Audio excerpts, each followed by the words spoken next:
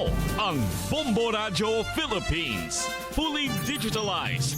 Numero 1 sa balita, komentaryo, drama at serbisyo publiko. Bombo Radio Philippines. Bombo Radio Philippines. Ang inyong #1 at most trusted radio network in the country. Basta Radio Bombo!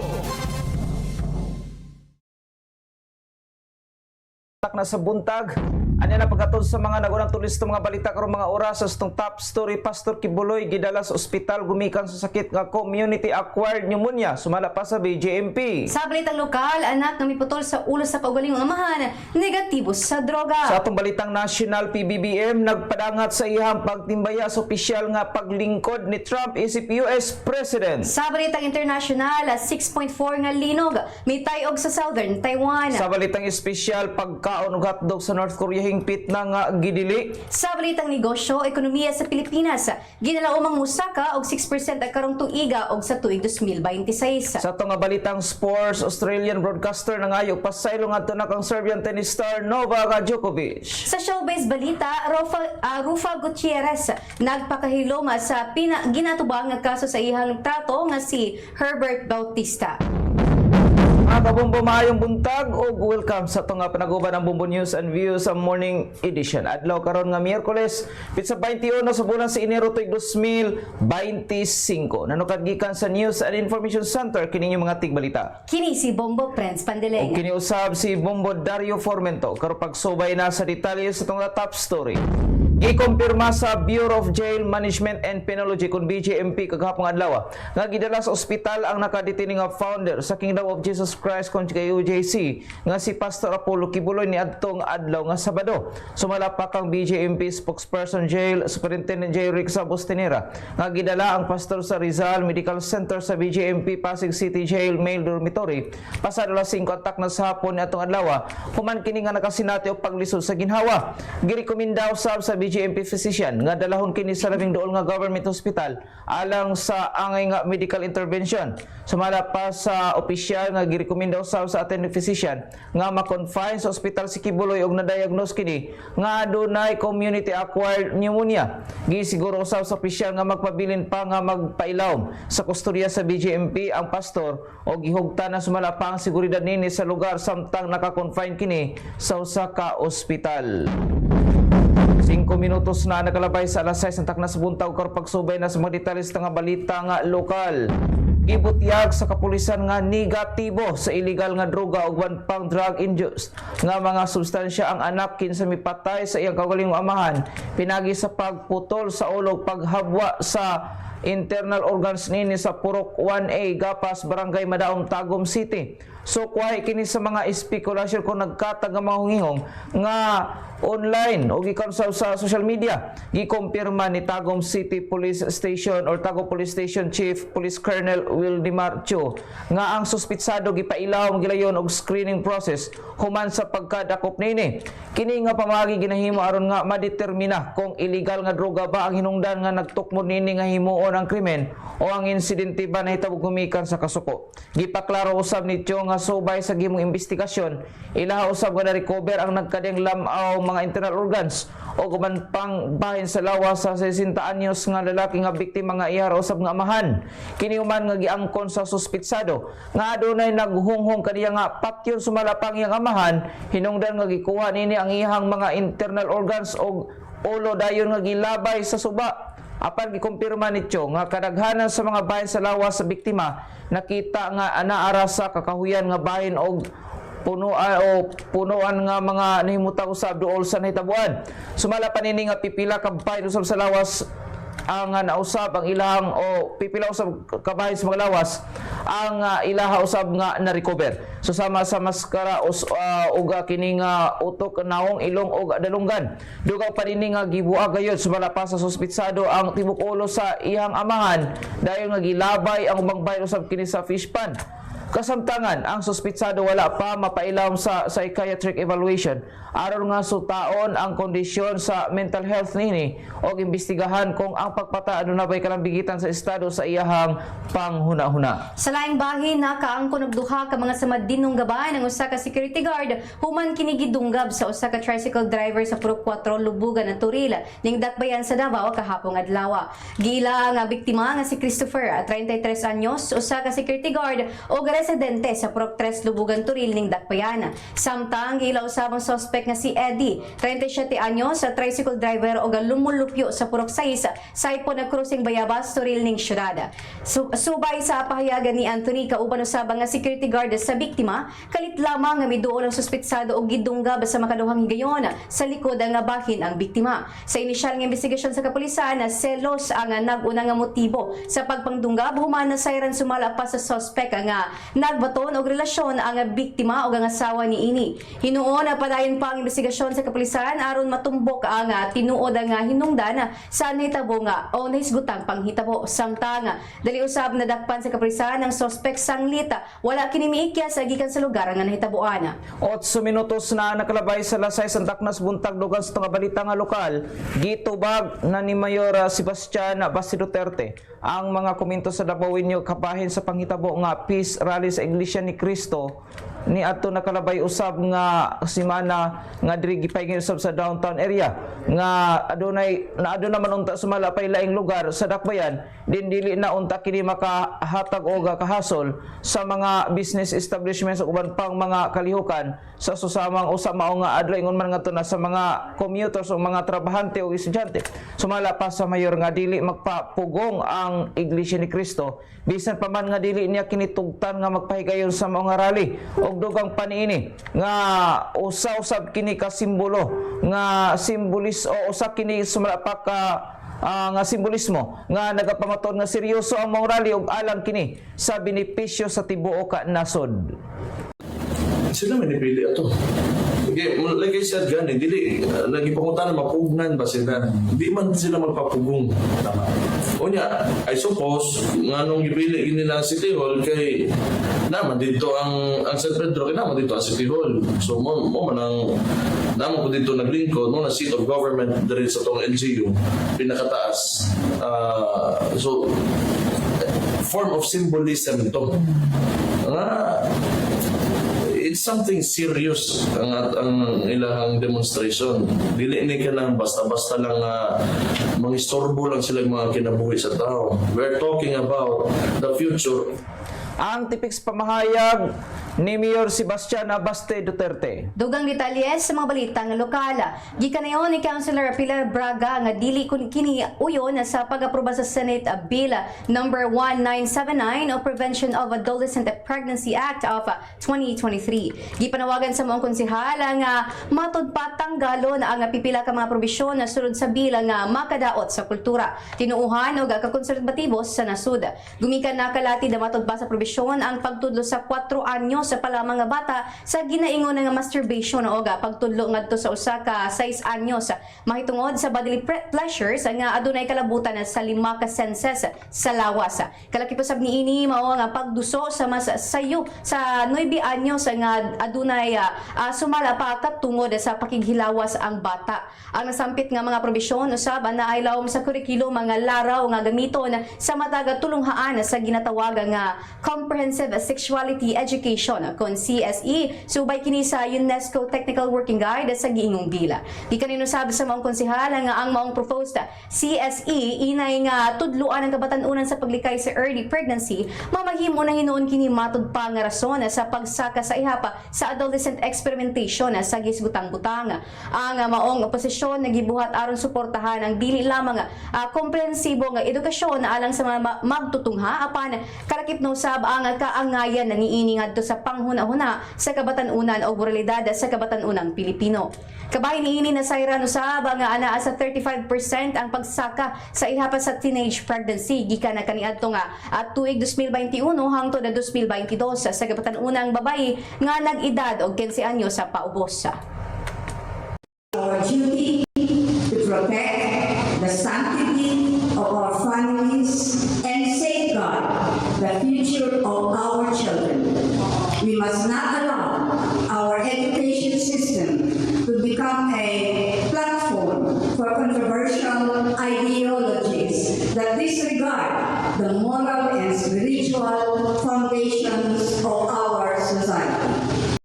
Sa pamahayagan ni Councilor Pilar Braga, chairperson of the Committee on Education, Science and Technology, Arts and Culture. 12 minutos na nakalabay sa alas 6 ang takna sa buntag dugas nga balitang lokal. Nakatala og upat ka mga nakumpiskang pusil ang otoridad sa nagpadayon usab nga gipahugtang ganban dinhi sa riyon sa usab kini sa padayon usab nga pagalusad sa operasyon sa mga otoridad.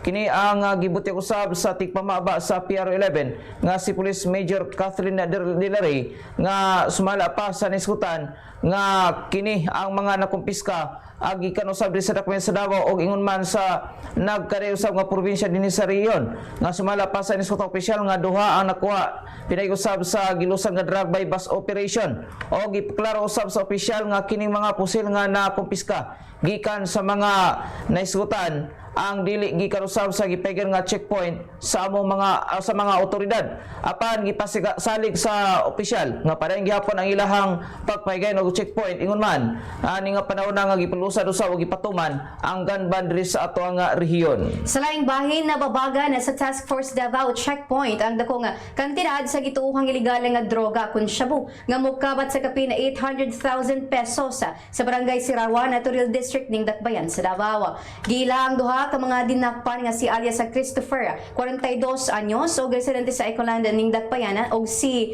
Invenzora 45 anyos nga maoy nagdrive sa gray nga kotse og residente usaba sa barangay Catalunan Grande ning syudad. Sumala pa sa report sa otoridad nga sa pagpahigayon og plain view inspection sa maong sakyanan nakita sa salog nga bahin niini ang usa ka pakete sa gituoha nga ilegal nga droga kun shabu. Dayon nga wala gipalihok ang mga suspitsado og sa kataranta ni Invenzor nangayo dayon kini og pasaylo sa gisundan nga pagsusi sa glove box compartment sa sakyanan voluntaryo nga giablihan kini ni alias sa Christopher og dinhi nakitaan ang lahi-lahi nga dinakon sa pakete nga naglangkob og gituohang ilegal nga droga. Ang tanang na-recover nga gituohang ilegal nga droga kun shabu adunay kinatibuk-ang kantidad nga muabot umukabat diha sa 818,720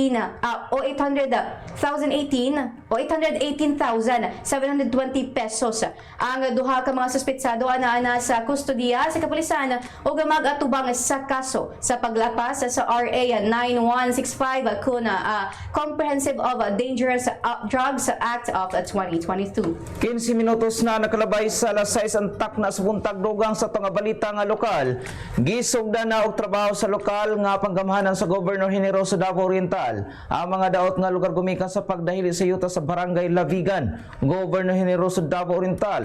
Ang mga inisyatiba dakong tabang gumikan sa peligro sa pagdahili sa yuta ilabi na sa mga residente nga naadol sa apektadong lugar o sa mga nagagamit usab sa mga kalsada. Kini nga kalsada sumala pa may usa ka agianan padulong sa Parola o Cape of San Agustin nga usa ka ilado nga destinasyon sa mga turista. Gumikan usab sa mga matahom nga talan-awon o mga kalihukan. Isip pagtubag sa mga sitwasyon ang motor pool sa munisipalidad dali nga giresponde sa maong responde usab sa mga lugar og dayon nagdeploy og mga kagamitan og mga personahe aron nga magsugod o nagsugusab sa ilahang clearing operation. Ang operasyon sa paglimpya dunay dakong hinungdanon aron nga masiguro ang kaluwasan sa publiko. Ilabi na nga aduna kini dakong posibilidad nga makasinati pag-usab og pagdili sa yuta sa mga lugar gumikan usab sa nasinatian karon nga mga pagulan. Gumikan kini sa padayon nga hulga karon sa soil erosion og ang posibilidad nga magdala pa kini og risgo sa mga residente ingon man sa mga motorista sa nasapit usab nga barangay. Sumala pa ni Mayor Juanito Kulot Inuhalis nga nagsugod na usab og mga lakang aron nga pungan ang pagpadayon sa mga peligro. Usa sa mga laraw nini mao pagbutang og soil erosion control mats sa apektado nga bahin sa kalsada. Ang mga mat gisugyot aron nga mapungan ang pagkadahili o pagdahili sa yuta o maghatag og dugang protection pat usab sa kini nga mahitabo usab nga pagdahili sa yuta. Ang tumong sa mayor mao ang pagpakalma sa mga kadlo o kalisod nga gibati usab sa mga residente nga nagpuyo dool usab sa mao nga dapit aron nga masiguro ang ilang kaluwasan og gaingon man kahapsay sa ilang nga pagpuyo alang sa mabot usab nga mga adlaw. 7 minutos na nakalabay sa alas 6 ang takna sa buntag pagsubay na sa mga detalye nga balitang nasyonal. Nagpadangat og pagtimbaya si Pangulong Ferdinand Marcos Jr. human sa nahitabong or nahimong opisyal nga pagpanumpa sa katungdanan ni US President Donald Trump isip ika-47 nga Pangulo sa Estados Unidos. Sa mensahe sa Pangulo, gitimbaya usab ni o gitimbaya nini ang mga residente usab sa US alang sa usa na usab ka malinawon nga pagbalik sa liderato sa ilang panggobyerno. Sumala pa ni Pangulong Marcos nga looking forward na ang iyang administrasyon nga makatrabaho usab ang Trump administrasyon. Nagalaom sab si Pangulong Marcos Jr. alang sa mas lig-on nga pakikalayon ini ngadto na kang Trump og sa administrasyon ini. Gipaklaro usab sa Pangulo nga ang kusgan og dugay ng alyansa sa Pilipinas ug Amerika amoy magpadayon sa paghatag ug pagtagad sa sama panglantaw sa pagpalambo og seguridad sa isig ka nasod. Sa laing bahin, nagiangko na ni Commission on Elections kung COMELEC at Chairman George Garcia nga nadilatara na ang ilang preparasyon sa May 2025 midterm polls. Gikaduga nga pa sa maong opisyal nga dili na makabot ang initial target nga mahuman ang maimprinta ang balota nga anaa sa 73 million sa April 14, 2025. Ang suspension sa pag-imprinta sa balota ang makaapekto og nadilatara usab ang laing mga related activities susama sa ipahigayon nga waka polls og training sa mga magtutudlo nga magserbisyo sa elections. Hinuon na makaya sa ahensya ang tanang preparasyon una ang eleksyon samtang ug mga adlaw usab sugdan sa COMELEC ang pag-imprinta subli sa mga balota nga gamito na ang mga makina sa National Printing Office aron madoble ang ihapon sa mga iimprinta nga mga balota kada adlaw. Duwan sa nga balitang nasyonal gikalipay sa pamunuan sa National Security Council ang ilang nakausab nga suporta gikan sa publiko kalabot sa laka nga gihimo sa gobyerno aron nga dipinsahan ang katungod sa ato nga nasod sa gikalalis sa giilugan usab nga kadagatan sa West Philippine Sea. Sumala pa ni National Security Advisor Secretary Eduardo Anyo nga pamatuod lamang kini nga ang mga Pilipino nagkahiusa sa samang tumong nga dipinsahan ang soberanya sa Pilipinas sa nasangpit usab nga rehiyon. Kini nga pamayag himo ni Anyo isip tubag sa survey sa Okta Research Group nga diin mukabat sa 84% sa mga Pilipino ang mipadayag og suporta sa mga paningkamot sa gobyerno sa West Philippine Sea.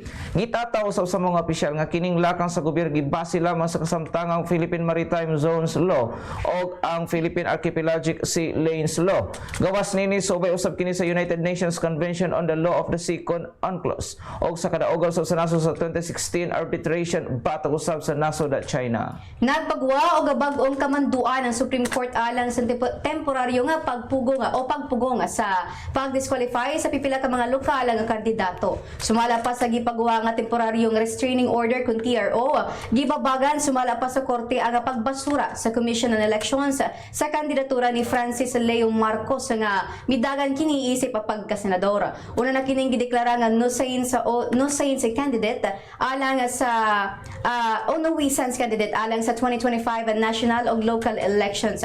Gawas pa kang Leo Marcos sa gihatagan sa og higayon ang hangyo sa TRO ni Noela Rosala sa dapit sa Albaya diin midagan sab kiniisip ang gobernadora. Gumikan niini gilakip na sa balota nga giimprinta sa COMELEC ang mga pangalan sa mga naisgutang mga kandidato. Ginalaumang daghan pa ang isyu nga ginapasaka sa korte gikan sa mga syudad o probinsya hilabi na nga adunay 18,271 nga posisyon ang ginabakantehan alang sa umalabot nga eleksyon. 21 minutos na nakalabay sa alas 6 antak na sa buntag dugang sa balitang nasyonal. Gibakoy na sa House Quad Committee ang gipahamtang contempt order bato kakanhi PDEA Chief Wilkins Villanueva. Giaprobahan ni Lead Committee Chairman Representative Robert Ace Barbers ang motion ni co-chairperson ni Representative Paduano nga tangtango na ang order bato kang Villanueva kay nung duman nga niadtong bulan sa Disyembre 2024 gipamtangan og contempt si Villanueva gumikan sa pagbalik-balik nga pagbalibad sa pagkalambigit ni sa warrantless arrest ni Jeddah Pilapil C ang partner sa suspected drug lord nga si Alan C nga aduna wala pay konektado sa Domoy Shabu Laboratory nga gi-raid ni atong 2004. Wala usab kini nagpatuman o wala sab kini napatuman ang mga contempt order alang na usab sa pagsaulog sa Kapaskuhan. 22 minutos na nakalabay sa alas 6 antak na sa buntag karpagsubay na sa mga detalles nga balitang internasyonal.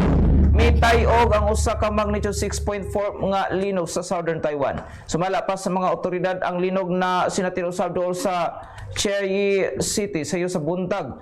Kagahapong adlaw kinadunay gilaw mo usab nga 9.4 kilometers og ang sentro sa linog ana sa siyudad sa Dapo sa Chiayi. Pipila ka mga building usab ang partially damaged. Ang uban ini gisulod sa mga rescuer nga nakaluwas og mga tawo nga na-trap sa building gumikan sa mga pagtayog sa Tainan City. Ang linog gumikan ang Taiwan nahitap usab ang linog gumikan ang Taiwan himutang taliwala sa duha ka tectonic plate nga kanunay makasinati usab ang mga pagtayog. Katapusan nga nasinatian or ulahing nasinatian sa Taiwan ang linog ni atong Abril sa nakarabay nga tuig adunay ikusgon nga 7.2 magnitude sa huwalin nga mipatay o 13 ka mga individual kapin sa usa ka katusab ka mga tao ang nangamatay sa linog sa habagata nga bahin sa Taiwan ni atong tuig 2016 og ni atong 1999 kapin usab sa 2,000 ka mga tao kung makatawhan ang nakaw sa kinabuhi gumikan sa magnitude 7.3 nga linog. Gianunsyo sa social media app nga TikTok ang ilang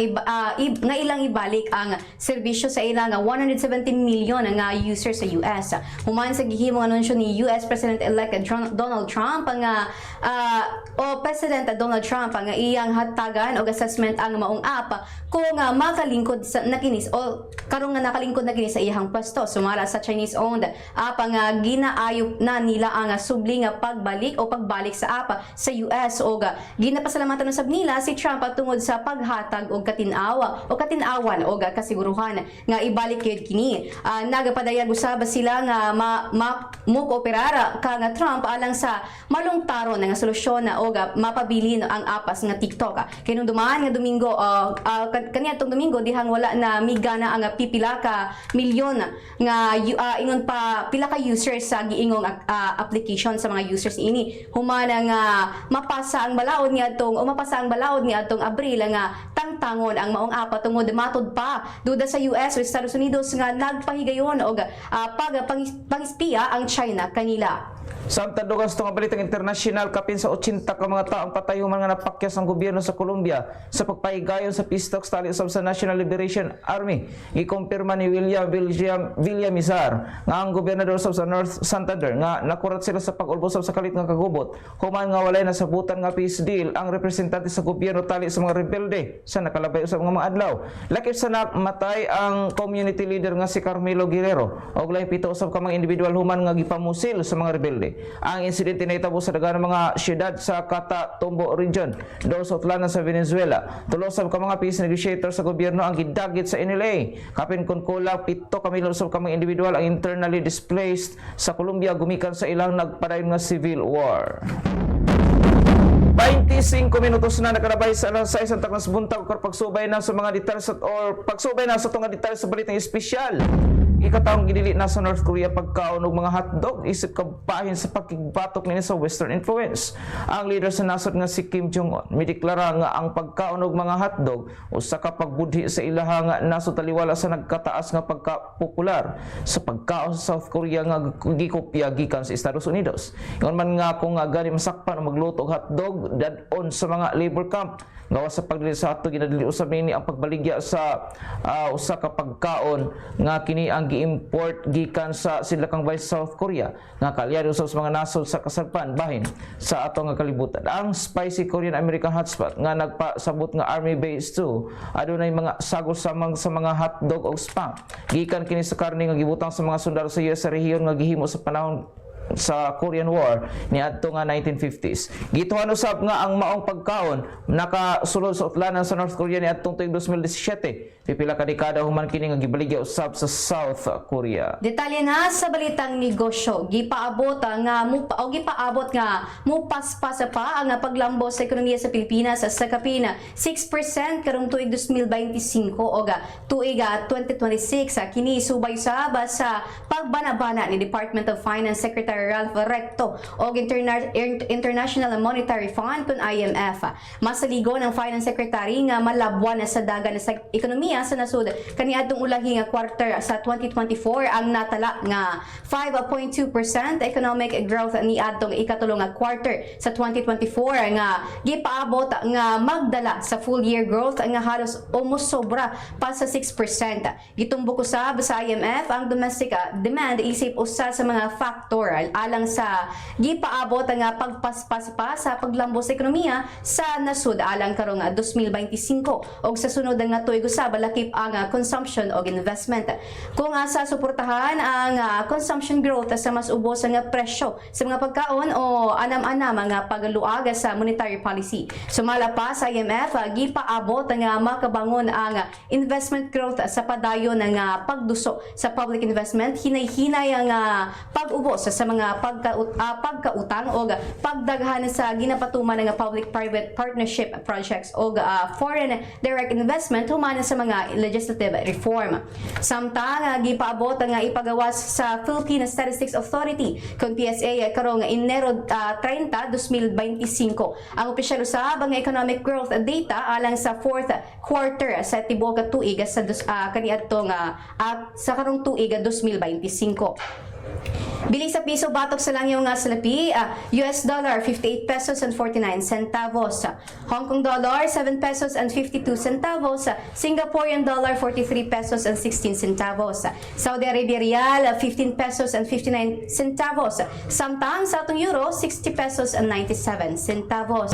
28 minutos na nakalabay sa alas 6 antak na sa buntag kar pagsubay na sa detalye sa nga balitang sports. Nangayo pasaylo ang Australian broadcaster nga si Tony Jones ngadto na sa Serbian tennis star nga si Novak Djokovic. Kini usab sa mga komento sa veteranong sports presenter sa Australia ngadto kang Djokovic. Iyang gitawag ang Serbian tennis star nga overrated ug angayan nga tangtango na. Nahitabo ang insidente niadto nga Biyernes ning gipost ni Djokovic ang iyang reaction sa social media. Bisan ang network company na ngayon usab og pasaylo gumikan sa mga nasulti sa mga broadcaster ngadto na sa Serbian tennis star. Sa showbiz balita, nagpabiling hilom ang aktres kasi Rufa Gutierrez sa giluwat nga guilty verdict batok sa iya nga uyabang nga aktor og kanhi Quezon City Mayor nga si Herbert Bautista. Diini adtong Hunyo 2024 giangkon sa aktres nga nagkigarelasyon kini sa komedyante o kanhi politiko nga si Herbert Bautista. Nakita na sa Sandigan Bayan nga sadaan sa kasong graft si Bautista o ang kanhi city administrator niini nga si Aldrin Cunha.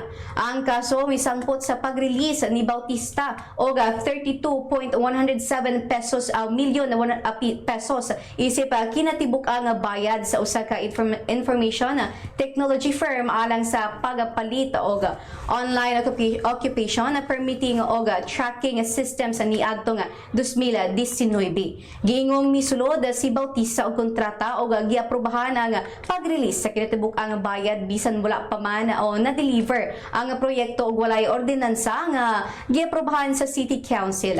Sa 148 ka pahina nga desisyon nga gipagawa sa Special 7th Division si Bautista og Cunha napamatud-an nga sadaan nga walay rason nga pagduda sa paglapas sa Section 3 sa Anti-Graft and Corruption Practices Act. 30 minutos na nakalabay sa alas 6 antak na sa buntag at nga balikan ang mga nagunang tuloy sa mga balita karong mga oras sa nga top story. Pastor Kibuloy gidala sa ospital gumikan sa sakit nga community acquired pneumonia sa malapas sa BGMP. Sa balitang lokal, anak nga miputol sa ulo sa kaugalingong amahan, negatibo sa droga. Atong balitang nasyonal, PBBM nagparangal sa iyang pagtimbaya sa opisyal nga paglingkod ni Trump isip US President. Sa balitang internasyonal, 6.4 nga linog mitayog sa Southern Taiwan. Sa balitang espesyal, pagkaon ug hatog sa North Korea hingpit na nga gidili silang nasod. Sa balitang negosyo, ekonomiya sa Pilipinas, ginalaumang musaka og 6% karong tuiga og sa tuig 2026. Sa nga balitang sports, Australian broadcaster ang ngayo pasaylo ngadto na kang Serbian tennis star Novak Djokovic. Sa showbiz balita, Rufa Gutierrez nagpakahilom sa ginatubang nga kaso sa iyang trato nga si Herbert Bautista. Mga kabombo mo ito naglangkob sa ito nga Bombo News and Views sa morning edition. Adlaw karon nga Miyerkules, pizza 21 sa bulan sa Enero, tuig 2025. Nanukad gikan sa News and Information Center kini mga tigbalita. Kini si Bombo Prince Pandilenga. Og kiniusab si Bombo Dario Formento para sa number 1 and most trusted radio network in the country, Bombo Radio Philippines. Basta Radio, Bombo!